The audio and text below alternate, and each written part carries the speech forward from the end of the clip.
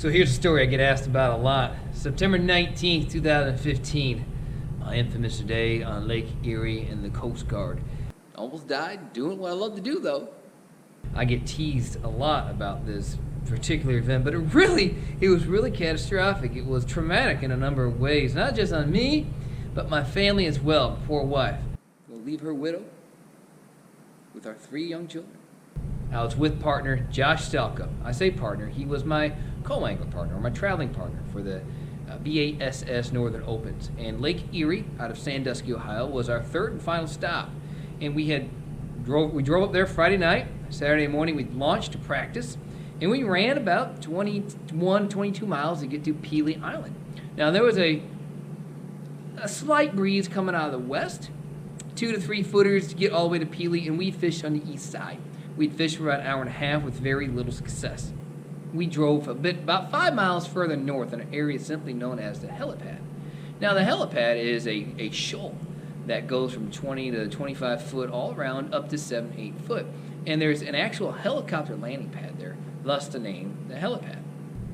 Now, as we were driving those 5 miles, I was looking off to the west, and there was a storm coming at us. I say storm, I really don't mean that. It looked like a rain cloud, nothing more. Now, let me tell you, I've been fishing for a long time. I am not a novice when it comes to looking and reading clouds. I've been doing this for a long time. I'm not a novice. But boy, my interpretation was very amateurish on that day.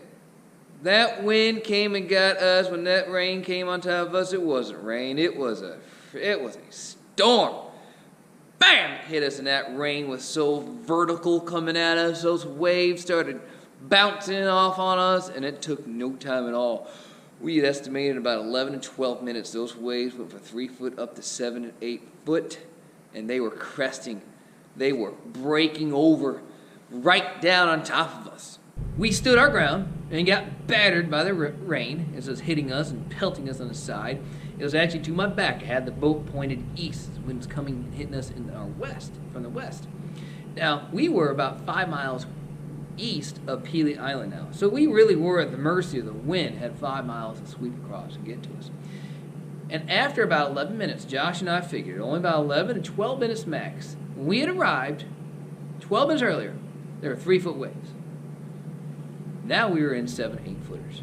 Now the biggest challenge was these waves were not just 7, 8 footers. They were hitting that shoal and cresting.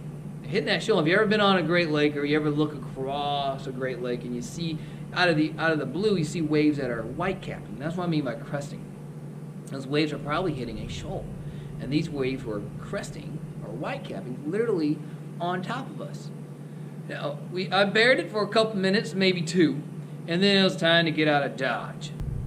We began heading our way towards Pelee Island with the rain and the waves crashing at us, but we had to go about 5 miles into that, and these waves were thunderous. And we go over a wave, we go over 7, 8 footer, and we'd come down. And when it comes down, it's not like normal. When you come down, you're dropping 6, 7, 8 feet down into the trough between the waves. The sound is deafening and it rocks you as you come down, and that's what it sounds like. And we had 5 miles to do this. Up and down, up and down. Every time we did that, it was like 5-gallon buckets being thrown onto us and into our boat. So every wave was throwing dozens of gallons of water into the boat. Maybe out of arrogance and just foolishness, I wasn't worried. I really thought I'm in a 2014 Nitro Z8, 20 foot long, 250 horsepower, 2 bilge pumps going. We'll be fine. Just take our time. But we were not fine. What I did not realize is that one of the bilge pumps, the automatic bilge pump, wasn't working. As a result, there was more water coming into the boat than it was pumping out. I did not realize this. And Josh had asked me a couple times as we were working our way west towards Pelee Island, hey, should I start bailing out some water here? Because the water would fill up to the ankles and then go down. It would fill up to the ankles after a wave and then eventually settle down or drain down into the bottom of the boat and being pumped out by the bilge pump. I thought 2 bilge pumps. As we continued for about 30 minutes, I'm guessing in 30 minutes we had only gone a half, maybe 3/4 of a mile. We are just getting battered. We are soaked to the bone of these 6 to 8 foot waves crashing one after another. Way off in the distance, there is Pelee Island. I know if we can get there, we'll be safe. But it was about that point in time. I put my hand on the rub rail, my fingers also went into the water.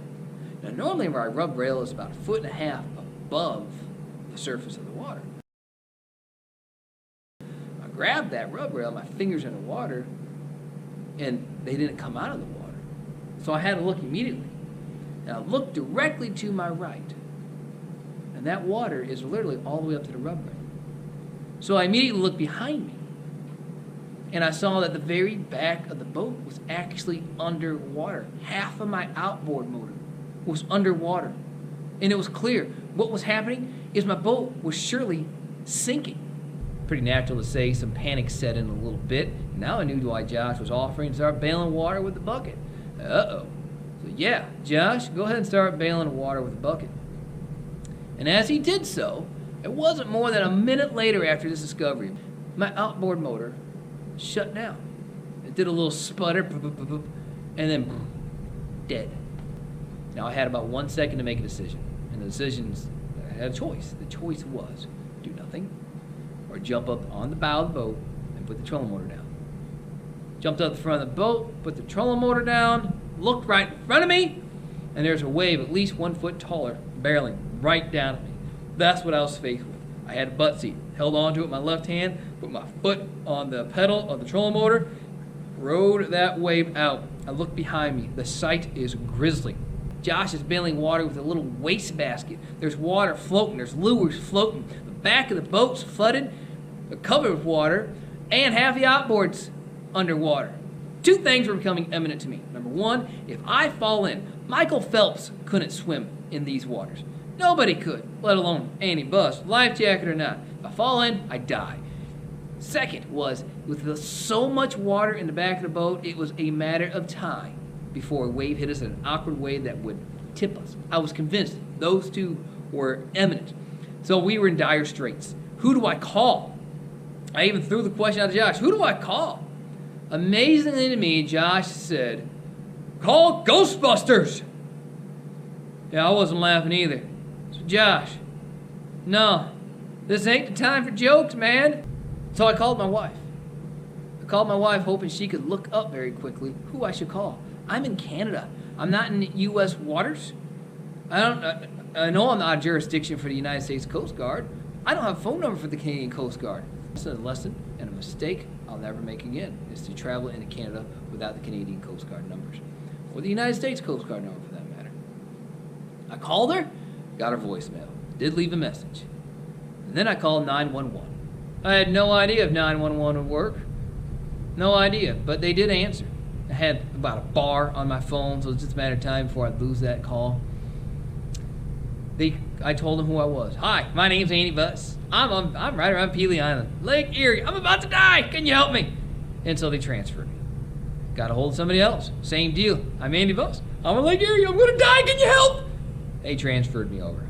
Third time they transferred me over was the Canadian Coast Guard. Hey, I'm Andy Buss. I'm about to die. Can you help me?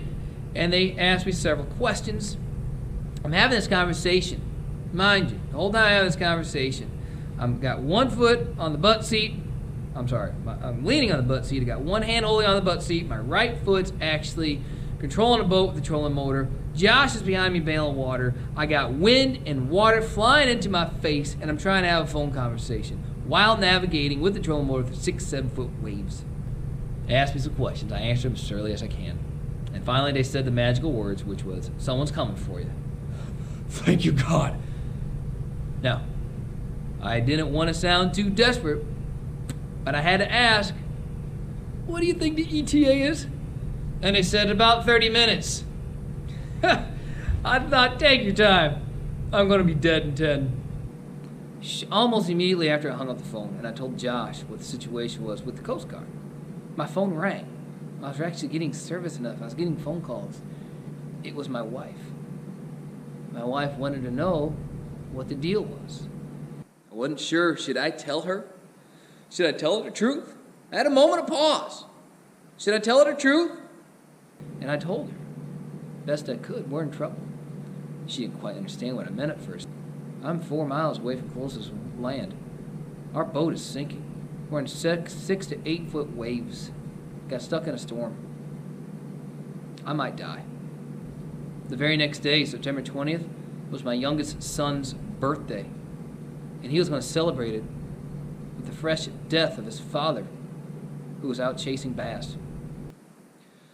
I always hated those movies. The movies where the man and woman spoke for the last time if someone was dying. It was all moochie, moochie. Oh, I hated that junk. But there I was, September 19th, 2015, having a phone conversation with my wife with the belief that it would be my last. It would also be her last. I couldn't talk to her for long. I had to focus. If I didn't focus, that would make things even worse. So, my final words were, I love you, sweetheart. Please tell my babies I love them. Tell every one of them how much their daddy loves them. And I ended a phone conversation with the real belief that that was the final time I would speak to her. The final time she would speak to me, and that being the final message that I ever give my children. It was difficult, that phone call with my wife. So I hung up the phone, and I was determined. It's true what they say. When you're at times of crisis, who you think of the most is your family. And I was determined for my family. I kept my foot in that trolling motor. I tried to ride every wave as gently and comfortably as I could. And then I called to my father, who was deceased in heaven. I asked him for help. I prayed to God. I took my case to a higher court. Please help me.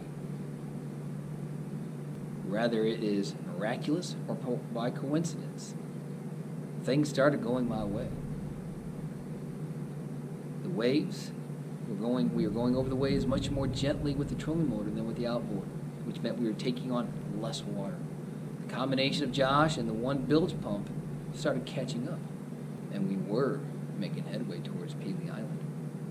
Little by little, the waves started getting smaller as we got closer to the protected side of Pelee Island. Little by little, the water level in the boat was going down. Less water in the boat meant that it was sitting up a little bit higher in the water. 90 minutes after I hung up the phone with the Coast Guard, they showed up in a 47-foot lifeboat and a helicopter to save our lives. But at that point in time, I was literally about 150 feet off the shores of Pelee Island, and we had successfully drained all the water out of our boat. We lived. We would survive. I would come home to my wife. I would see my children. They would not be fatherless. My wife was not going to be a widow. The lessons are many. I wrote about it in more detail on my website, andybus.com. Go on the articles page. Moments that happened. All that happened on Saturday. Sunday I woke up, found a charter captain, Pete Scheid, to come tow our boat back to America. Sunday night I drove home, trying to make contacts, figure out what I was going to do. I didn't have an operational boat. Tournaments began on Thursday. Sandusky Marine out of New Haven, Indiana, loaned me their 2015 Z8 motor or nitro boat, which worked out beautifully. I was able to compete in that tournament. Got there Wednesday for practice for just a couple hours. Drove up Tuesday night, practiced for a few hours Wednesday. And then Thursday and Friday, found one of the best crankbait bites of my life, smallmouth bass, and finished 35th place. Won a couple $1,000. Pretty surreal deal the way it all turned out.